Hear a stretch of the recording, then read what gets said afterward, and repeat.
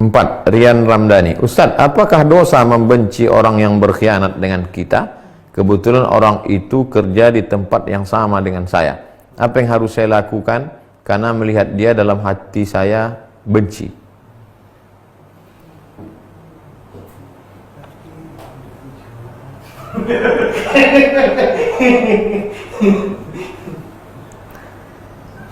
Syariat Islam mengajarkan kita amar ma'ruf nahi mungkar. Perbuatan dia itu berkhianat adalah mungkar. Maka kalau ada orang melakukan perbuatan mungkar, apakah kita diam? Tidak, kita luruskan. Kalau dia melanggar hukum, lapor ke polisi. Kalau dia melanggar jabatan pekerjaan, kita punya atasan, punya supervisor, punya direktur, punya atasan, punya pengawas, laporkan. Tapi niatnya bukan karena marah kepada dia, tapi supaya menyelamatkan dia dari azab Allah, supaya dia berhenti buat dosa. Ada juga orang lapor sana, lapor sini, lapor, tapi niatnya karena membalaskan dendam. Bukan itu. Supaya dia berhenti buat dosa, karena niat kita adalah amar ma'ruf nahi mungkar. Setelah dia bertobat, bencikah kita? Tidak. Karena yang kita benci perbuatannya. Adapun orangnya, dialah hamba Allah. Doakan dia. Ini setiap malam Ramadan nih, doakan dia. Ya Allah, panjangkan umurnya supaya dia sempat bertobat, lembutkan hatinya, berikan dia istiqomah.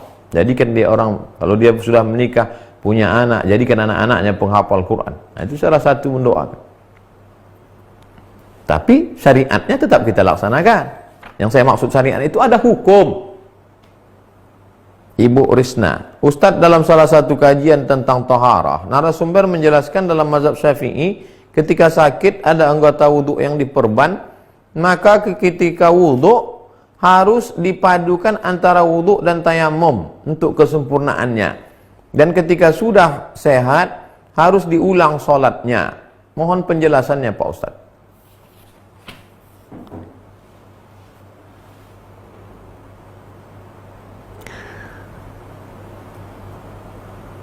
Bagi siapa yang tidak mampu berwudu, maka dia bertayamum.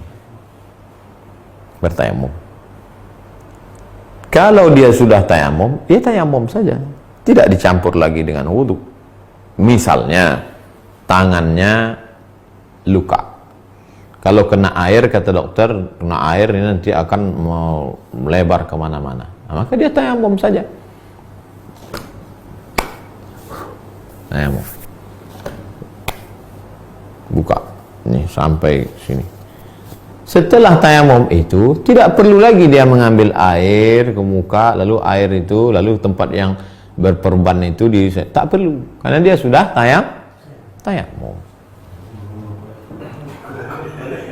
Tidak perlu lagi dia setelah bertayamum membuat wudhu secara formalitas, karena sudah tayamum. Lalu kemudian tentang sholat i'adah, mengulangi sholatnya lagi, itu ceritanya begini.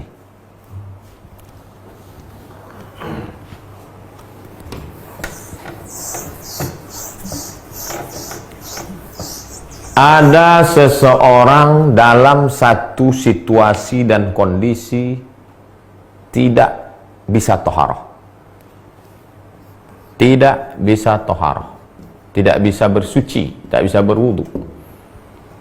Sebabnya, 1, karena tak ada air. 2, karena tak ada debu. 3, karena situasi tak memungkinkan. Entah apalah, entah tertawan musuh, entah di dalam penjara, entah disekap di satu ruang, entah disekap di WC, sehingga tak memungkinkan, sehingga dia tidak bisa taharah. Lalu bagaimana dalam mazhab-mazhab? Menurut mazhab Hanafi,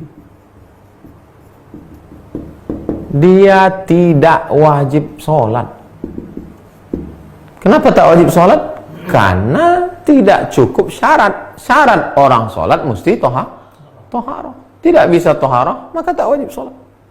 Ini Hanafi. Jadi lewat aja waktu itu, dia tak sholat. Mazhab Hambali,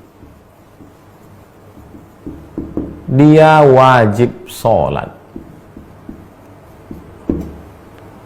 wajib sholat walaupun tidak taharah.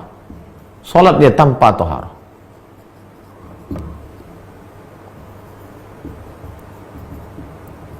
Mazhab Syafi'i, dia sholat tanpa taharah. Sholat apa namanya? Lihurmatil waqti, untuk menghormati waktu.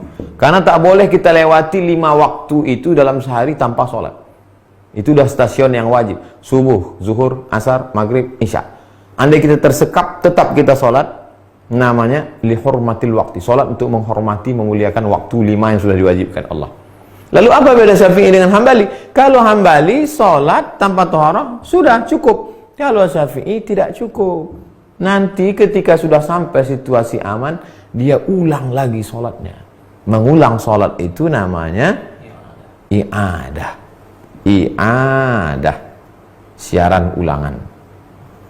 Sholat ulang lagi. Setelah situasi aman terkendali, dia mengulangi sholatnya. Itu yang dimaksud situasi orang mengulangi sholat.